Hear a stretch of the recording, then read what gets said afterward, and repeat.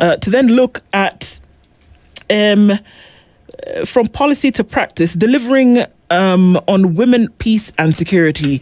Ambassador Liberata Mulamula is the AU Special Envoy for Women, Peace and Security, and she joins us in the hot seat of the Situation Room this morning. Good morning, Ambassador. Good morning. How are you? Very well, thank you. How are you doing? Very well. Thank you for having me. This is the first time I'm in this studio. Yes. I always follow you. Really? Yes. So I feel really honored and privileged to come to your studio. Well, thank you for coming. We appreciate your presence here this morning. Thank you. For us to discuss some of these pertinent issues.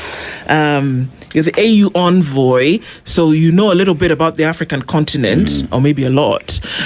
Dennis takes us to a different African country every week. Okay. We land in a country and come back with a few gifts. Of those gifts are the proverbs, which you then get the distinct pleasure of interpreting for us. Oh, wow. Okay. He'll tell you where we are this week. Today we're in Guinea-Bissau. Oh, okay. On an archipelago of 80 islands that makes the country what it is, famously for their hippos that swim in salt water. So that's one thing that stands out in Guinea-Bissau. But the proverb this morning, a monkey never sees its own backside. A monkey never sees its own backside. How would you interpret it? Yeah, that's quite interesting. Yes, let me say it, I think what it means that in all what we do, sometimes we take ourselves for granted. There are things we overlook, and because, again, of course, as it is as nature, we never see sometimes our behind our hearts. So this is, I think, also a very important proverb that reminds us, as human beings, we have maybe what it takes, but there are also some things that we overlook. So this is how I see this proverb. Well interpreted, well said. Asante sana. Asante. For sure. And even as we look at peace and the role of women, but if we look at the conflict areas where then it has been required that we have conversations around how that space has changed over the last couple of years or even over the last few decades, that the AU sees it fit, or anybody in the world sees it fit to have conversations around the role of women in this particular area. Now, when we talk about from policy to practice, delivering on women, peace and security, what exactly are we saying? When we're talking about peace, women, peace and security, what are we talking about here? Because they seem like they could be operating on their own, but they could also come together as those three matters. No, let me start by saying that from the African Union perspective, the issue of peace and security is at the center of what the African Union does or represents. Yeah. Knowing what is happening has been happening around the continent. But let me also say, when the African Union adopted what they call a comprehensive peace and security architecture to be able to tackle the security and peace challenges in the continent, then it was realized that there was a missing link. There's some group of people who are missing in the implementation of that peace and security architecture. And these were the women, the youth, because the communities. So when you talk of from policy to practice, African Union and Africa in general has been credited of having policy commitments, having many normative frameworks, legal instruments, you name it, declarations, resolutions, you name it, in the context of achieving or seeking peace and security for the continent. So what we are seeing, that while there's many of these policy commitments, frameworks, but when it comes to implementation, this is where we see the gap. And I'm happy that you chose to address the issue of from policy to practice. And specifically, my office is mandated to follow up on turning the commitments to action, following closely the implementation of the commitments made at the, of course, continental level, but at the national level. Because decisions are made at the continental level or regional level, but implementation is at the national level. Okay. So this is why we really, through our advocacy, to ensure that all that has been committed to is implemented. Yeah. And this is, again, I said, the relevance of today's topic. Yeah. Because in practice, there's a gap. Yeah, because when you look at the AU's Agenda 2063, gender equality becomes then one very important subject in there. And among that is ending violence against women, promoting equality in terms of accessibility to work and equal pay as well. But when it comes to implementation now, leave alone from the continental to individual countries, then there are gaps that exist. Right. Are we looking at heads of states perhaps coming in with a unified way of how that would be addressed in specific countries, or is that then a preserve of every individual country to push the agenda? Yeah, actually, what we call Agenda 2063, the Africa we want, the big component of that agenda is the people-driven development and the citizens determining the destiny of Africa, including empowering women and youth in the implementation of this agenda. But then, while the heads of state, because usually these decisions are taken at the summit level, the head of state, they commit, they pass resolutions, they make decisions. But then implementation is left to individual countries. The role of the African Union, after these commitments are made, is to follow up the implementation, but also support the member states in terms of strengthening their capacities, their mechanisms, but also we try to bring standardization. Because again, the responsibility lies on the national government authorities. But then we put in place what we call Continental Results Framework as a tool to monitor and evaluate implementation of these commitments, especially in the context of women, peace and security. We have this framework. It has performance indicators. It has the sections on the gaps, challenges, but then also what has worked, what has not worked. So they have, all member states have the obligation to report on an annual basis through this continental framework tool on what they have done.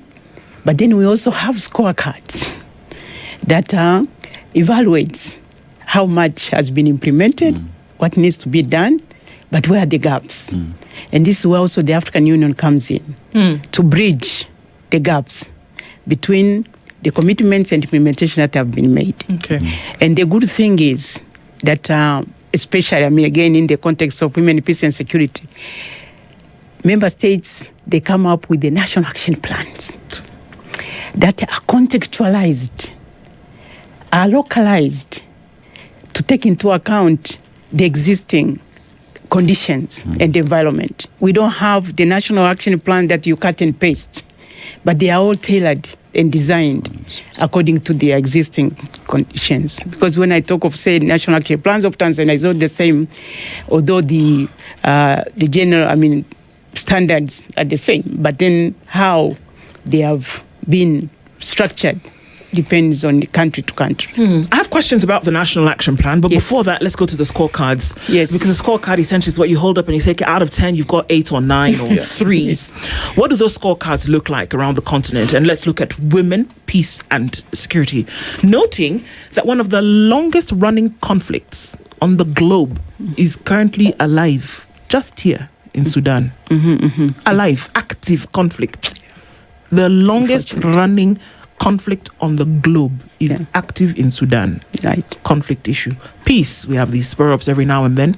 I'm interested, women. What are we talking about? Women in government, equal access for women. Are we looking at equal pay? There are developed countries who are still arguing about equal pay for women, whereby some say that, you get 60 cents on the dollar between men and women as compared to a man gets $1, a woman gets 60 cents. So those conversations are still very active. So I'm very curious as to what those scorecards say when you get the scorecard and you look at it and you say, oh my, approaching expectations. What do the scorecards look like? Yeah, I must say, in fact, with time, and this is also the positive side, there have been progress in terms of the scorecards, because the scorecards have different colors. You have the yellow, you have the green, you have the yellow, you have the red. The red is like an alert that things are not well in terms of those indicators. So, but with time, because it's like also has created kind of a competition or peer review that everyone doesn't want to appear on the red card. So this has made also countries really improve in terms of delivery. We, of course, I must say equal pay is not part of our scorecard because what we are looking into is one, the women leadership in the peace processes. But two, we look into the mediation, how women are involved in mediation. But three, we are looking into how these national action plans are financed, because this is very critical. You can have this plan on paper, they look well, but they are not financed, and therefore they're not very, implemented. But four, we look into the inclusivity that these plans, they include, of course, women, the youth, the vulnerable, the grassroots organization, the civil society. So this is where we measure. But what you have raised is also important in terms of women empowerment.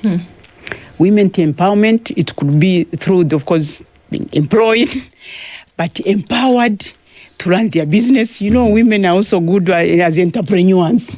They are innovators. So the issue of equal pay, while maybe could still be a problem, but it's not as a problem as it were. Because we have seen most of the rules and regulations, of course, in the formal sector, they do not discriminate between payment. If you are, for example, you are here and this spice and sugar and everything is nice. So I don't know if you have different payment system between you and Dennis. At least those ones have been minimized. But then, and we find also the women also mostly in the informal sector. So it's even difficult also to track and see whether there is uniform kind of payment or benefits, compensations. But also, if these are also not addressed, there could also be source of conflicts in workplaces, in the communities, in the societies. So it cannot be ignored. But I must say, of course, in our indicators, this is not one of the things that comes at the top. All right. We are just looking at the environment, that there's conducive environment. We are looking in terms of the issues of the violence, sexual gender-based violence, if there's conflict-related violence, how is it tackled, how has it is increased, has it reduced, what kind of interventions are made. So these are the things that we look into. Yeah. When you look at the implementation mechanisms are the same, like you've said, the indicators have different colors. But then again, not all countries will advance at the same pace. Of course. So in the event that you find there are countries that are lagging behind, still on the red, how then does your office and AU come in to encourage the countries that are lagging behind? Because why I say that is, case in example, if a woman in Kenya is empowered to a point that they feel they can run the show pretty much. Yeah. But because we are also pushing an Africa that is borderless and moves to a different country that has not caught up with the implementation of the matrix, they would get there and get confused. So how are we working to ensure that whilst the implementation pace would be different from country to country, that you're equally holding everybody so that we move together? Yes. Actually, as you're speaking, my team was on the ground in Malawi. Okay. And I must say also, the good thing, or countries, of course, are not on the same pace because others had the first National Action Plan, others are on the third generation, like Kenya has just adopted the third National Action Plans. So they are different. The others are even on the fifth generation of this National Action Plan. So they are not going, the same pace. But what my office does is to be on the ground, engage, because the national authorities, the women, the civil society, the partners, and see where are the gaps, where we can help. So what we have been doing, one is building the capacity of those actors in implementing this national action plan, so through training, but also getting resources. Because the big issue in terms of this, even the pace, is the availability of resources, because you have these plans that are not budgeted as such, but it's like intentions. So for us, we help them to get these national action plans that, of course, not over ambitious, but also which are costed. Because if you don't cost it, then it remains just on paper. But also to be able to help them to see to ensure that these national action plans are really national, meaning multi-sectoral. It's not just left to the, say, Minister of Gender, and then the Minister of Security, Internal Security, Defense. They don't see it as their business. So we help them to get this mainstreamed through the various sectors. And also, of course, bringing what we call gender-responsive budgets, and by involving, of course, the Minister of Finance and others, to make sure, and of course the security police, because I come from Tanzania, you have the police having gender desks where one would run to when it was been violated, all that. So for us, it's just to make them strengthen their capacity in implementing this national plan, but also in their design. Because sometimes you find even in the design itself, in developing national action plans, they are very difficult to implement. Why? Because and you mentioned that some nations have had 2, 3, 4, 5 national action plans. How do you get to number 5 of your national action plan and the first one you've not completed? Why are we not able to complete even the plan, and that you can get to the 5th one and the first one is incomplete? No. I think they carry them over because they have... Exactly, so it's not completed. Because they have timelines. You know, with these national action plans, others are 3 years, some are 5 years. So then, after the period of 3 years... If you've not completed it. If it's not completed, and that's where my office comes in, to assess and evaluate what has not been done.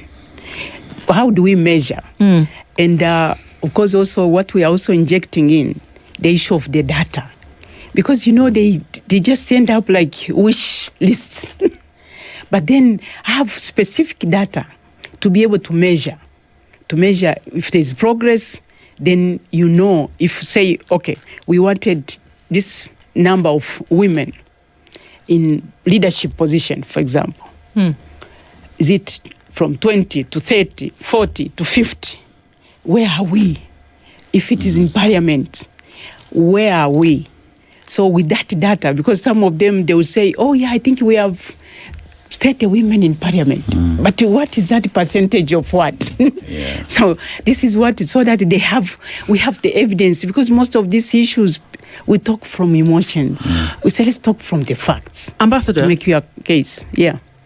From your assessment on these issues that we speak of, are nations invested in these ideas, or are these things being set up because somebody somewhere expects you to? Because these are terms that we're using: plans, scorecards, monitoring and implementation, monitoring metrics back. It sounds to me like somebody just put something down there and then, okay, if ambassadors, people come to us, then we can tell them, yes, we may not have finished, but it's a work in progress. You see the words that we continue to use to perpetuate a state of doing nothing.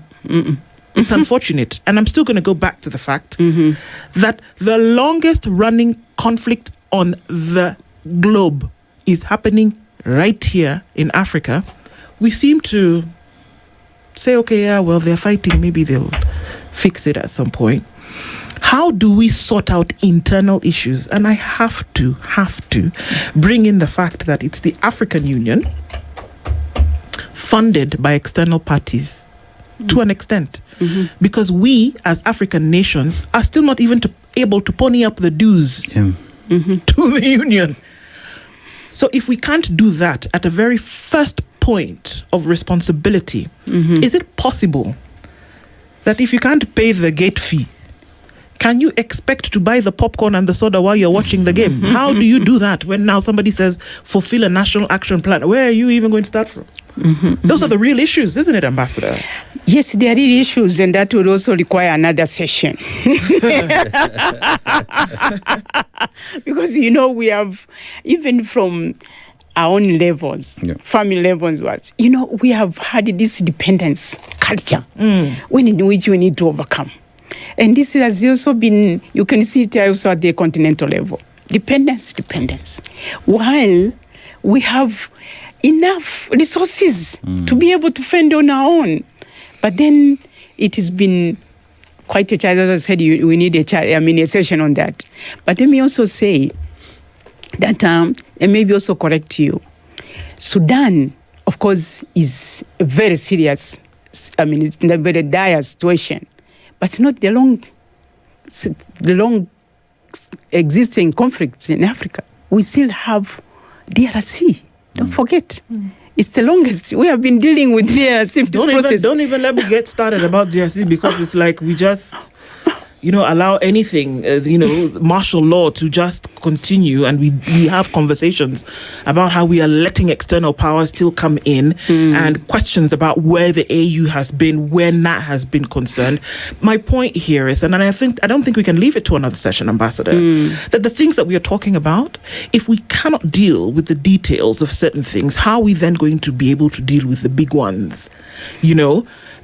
Because here we are saying the DR Congo, for example, everybody is touting. We said the richest easily the richest country in the world with the national resources. Everybody is there. Yeah. Its sovereignty has been tossed to the side because people want to come and then control its resources, and then they say that they're friends of the DR Congo. No.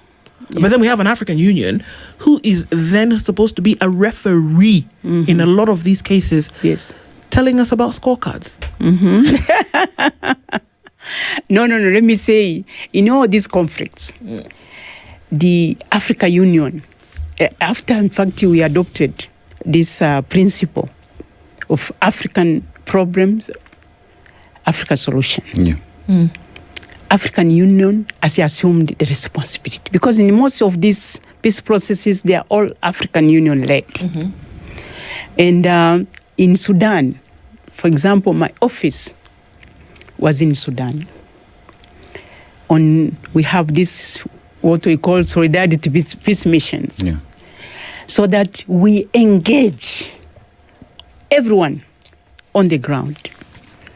Of course, for me, mostly it's the women, the national authorities, government authorities, the civil society, the partners. But you can see, when you are on the ground, one, there are these fragmented initiatives. I don't blame it, of course, to the donors, development partner, but they contribute to this fragmentation. Oh, absolutely. Because they support this small project here, another project here, and what. Many would say that it's a modus operandi to keep it that way, actually, if we want to be honest. But then the African Union helps to bring all this together in one. Yeah. And by engaging everyone, and the little resources we have, we put it to the first, of course, for me, as I said again, to support the women-led organizations that are least funded, to bring the civil society, because when we talk of whatever initiative we take, it has to have impact on the ground through the communities.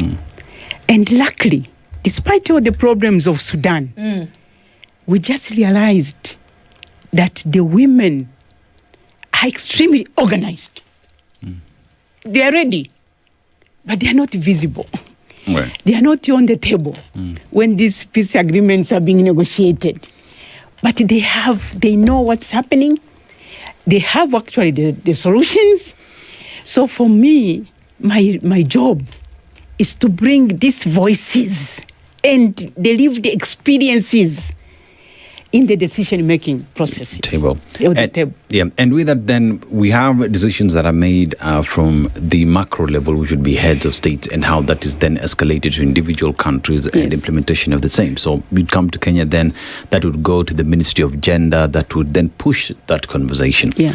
But we cannot forget the citizens of the continent, of course, because the women of the continent, then any decision on peace and security affects them directly, because they would be the implementers of the aspirations of the African Union. Yes. So then one asks the question, as we speak on the macro level, what are some of the strategies then that are recommendations, say, from African Union to be de-escalated to the grassroots, to reach each and every single woman, so that together we implement the aspirations and say, we've moved from red to green.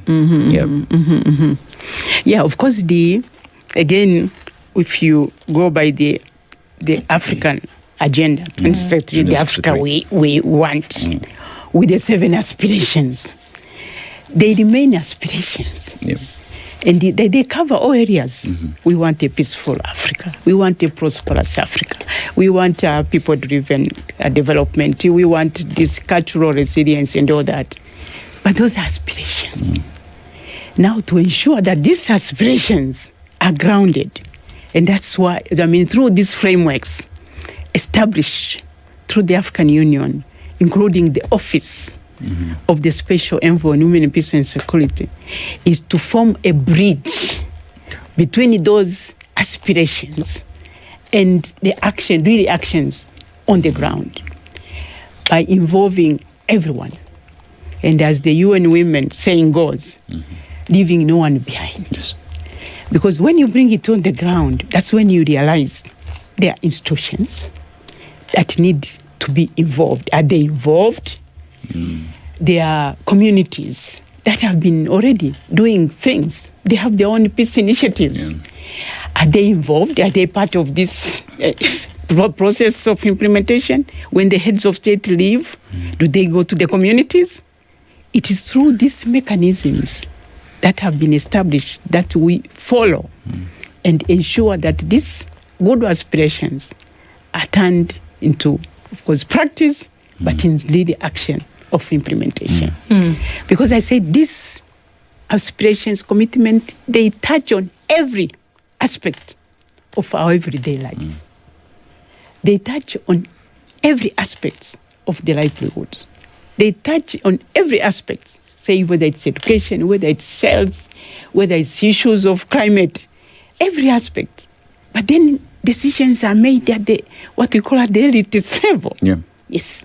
So then these have to be channeled through, of course, established national institutions, mechanisms, but with the involvement of everyone, including the youth, the women, the religious, faith-based organizations, all these institutions, which are never at the table when these are decided, but at the implementation.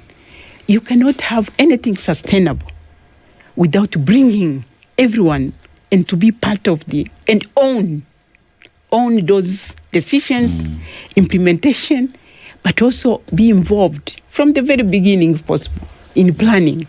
All this, whether the national action plan, you cannot have a national plan prepared by the Ministry of Gender and Community Development without involving all those who are either affected or will be implementers. So this is what especially also my office, is in our advocacy to ensure that we involve the key stakeholders from the very beginning. But yeah, that's why I also I said everyone has a role to play, including the media. Because, and this is why I was happy when I was invited here. I said, with your sugar and spice and everything nice, I wanted to spice it up with the women peace and security agenda. Because many people don't know what the African Union is doing. That this is, you cannot have sustainable peace when you leave out half of the population, including the women, the youth, and the vulnerable. So this is where the importance of this agenda, and not, of course, always, of course, I know the media, it makes maybe headline news when you project women as victims. But then at the same time, we want to bring to you that to change the narrative, shaping the narrative. You are good at shaping the narrative. To see the women not only as victims, or to see the agenda of women, peace and security as only about women. It's about society building, having a safe space, having an inclusive, but having the communities, building trust and confidence among the communities through the involvement of this most excluded, at times excluded, big part of the population in society. Let's look at women in positions of leadership. Is one of the things that you brought up. If you take a snapshot from around the continent, how have you seen the improvement of more positions, not available, but taken up, not made available through things like universal suffrage, but taken up by women and having those positions sustained over time? How has that improved from at all levels? Yeah, I must say there've been real improvement. And this is why we also wanted to have data, so that when you talk from the perspective of the evidence, it becomes very evident. If you compare with other, say, continents, Africa, in terms of women taking up this position, they are doing much better, much better than other countries or continents. Because it is, you are saying, there are two components of women assuming leadership. One, and that's what we are used for. Two, you wait to be given. But nowadays, the women take it up. If it is parliament, because I remember in our parliament in Tanzania, we had very few women who were running for constituencies. They were waiting, of course, to be nominated. They were waiting to be given seats, special seats. But now the numbers increased. And this is also seen in many of the countries around the continent, that they have assumed that responsibility and to be able to compete. And they have managed. So, for example, this year in our parliament in Tanzania, almost 1/3 of the seats, the women have gone for constituencies. So that is taking up, because there was no one who was preventing you to run for the constituency, but of course there were barriers. Now they have been able to overcome those barriers and they're taking up those seats. But two, when we talk of leadership, the problem is you always look into the political leadership, government leadership. But we have seen how women have assumed roles as CEOs of private companies. In fact, there was a study by McKinsey and Group. They found that in many of the companies that had women in leadership were performing much better. Much better than those didn't have women. So women are also assuming these leadership positions. They take them up. Because, you have the qualifications, you have what it takes, you have the experiences, you go for it. Do they take into consideration the challenges that many women who have tried bring up as barriers to them not getting into these positions? Do those come in to the conversation, and are those taken into consideration? Of course, they are taken into consideration. As I said, for example, within African Union, we have this mini platform of gender equality empowerment. So this is also to sensitize them and build their confidence that you can do it. If you have the necessary qualification, why not? Instead of always talking about the barriers, putting yourself down, exerting negative energy. Look at the positives. And they say, like here I'm looking at this window is shut, but there is an opening here. So let's share those opportunities that we bring to the attention of men, of the women. I said, there are opportunities here. Go for it. Yeah. And of course, also now as they advertise these vacancies, they said preferences or priority will be given to the women and what. Yeah. So as to, we coming up, of course, maybe affirmative action on them, but to be that confidence that you can go for it, you can do it, and not wait just to be given. And they have done it. Yeah.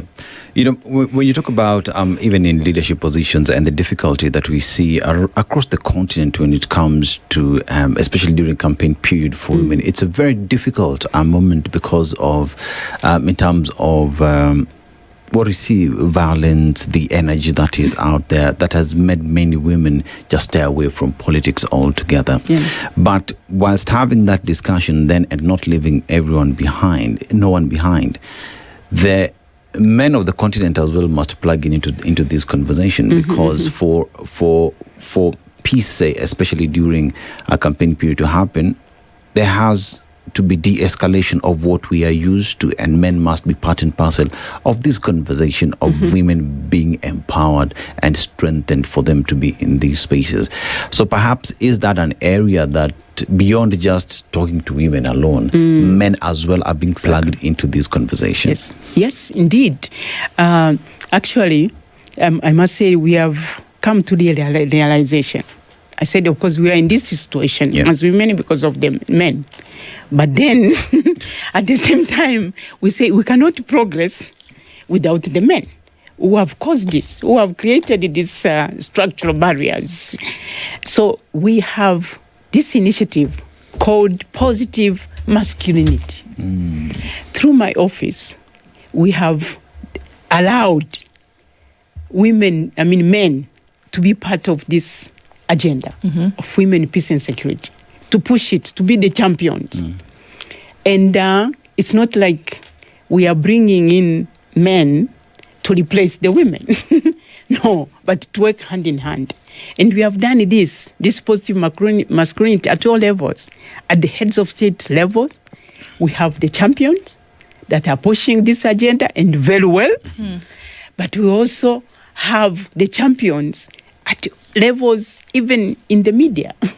Because when I come in the studio, and this is where we have also made a pledge, I would not want it to be in a panel which is just only men. Women only. I'm very conscious.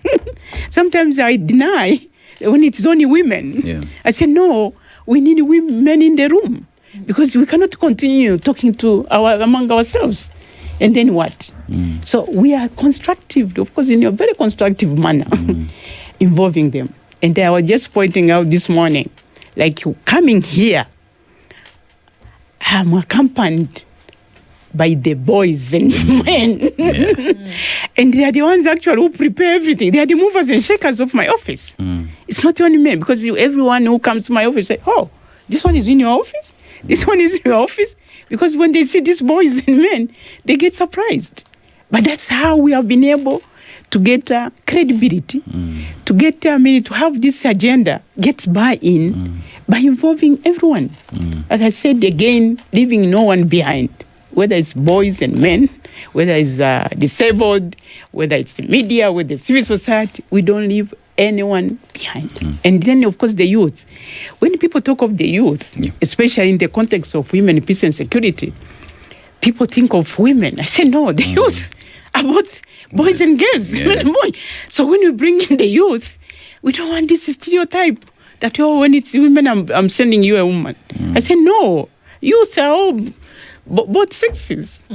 So this is why we wanted to break these stereotypes and the social barriers that we also contribute to creating. Because if I said in my office, like Tanzania was sending me an assistant, because the government second staff to the African Union, And then, I don't know, fortunately, unfortunately, his first name is Florence. So the human resource department thought this was a woman. So they were writing she and she. I said, no. This is Florence, a woman. And so you can see this stereotype. Yes.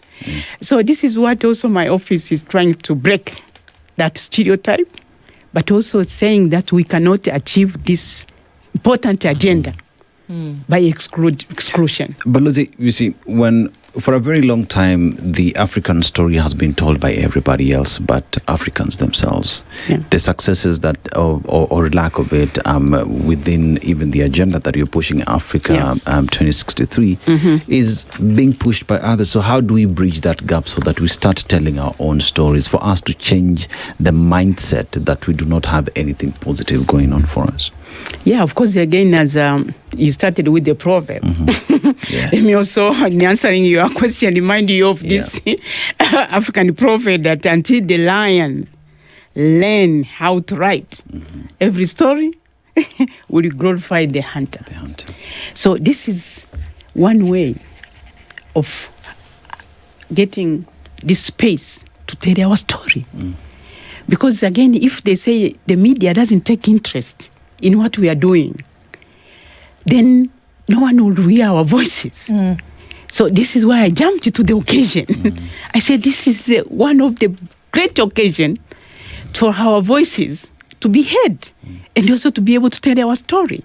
Because the Women, Peace and Security Agenda, you are right, when it was adopted, as an agenda through the UN Security Council Resolution 1325, you'll be surprised.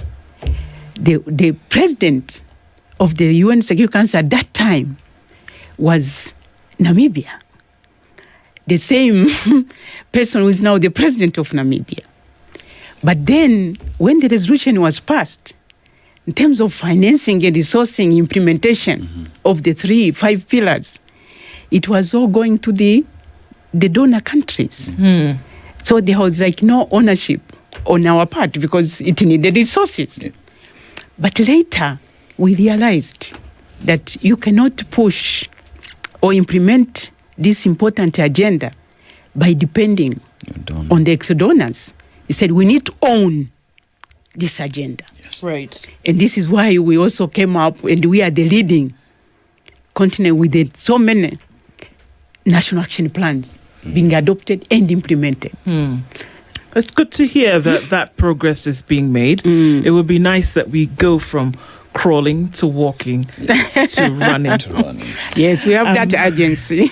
Ambassador Liberata Mulamula is the AU Special Envoy for Women, Peace and Security and has been with us this morning. Thank you for joining us to steer this conversation. We're looking forward, of course, to a lot of these things coming into the fore. Asante sana. Oh, asante sana for the opportunity, and I hope I've spiced up. Thank you so much for being with here. the Women, Peace and Security Agenda. Yeah. And please continue to be our voice and to be our goodwill ambassador. Thank you very much. Pushing this agenda. Asante sana. Thank you for everybody who was in the Situation Room this morning. Thank you for being part of these conversations. We continue as we do. Good morning. This is the Situation Room, the only way to start your day.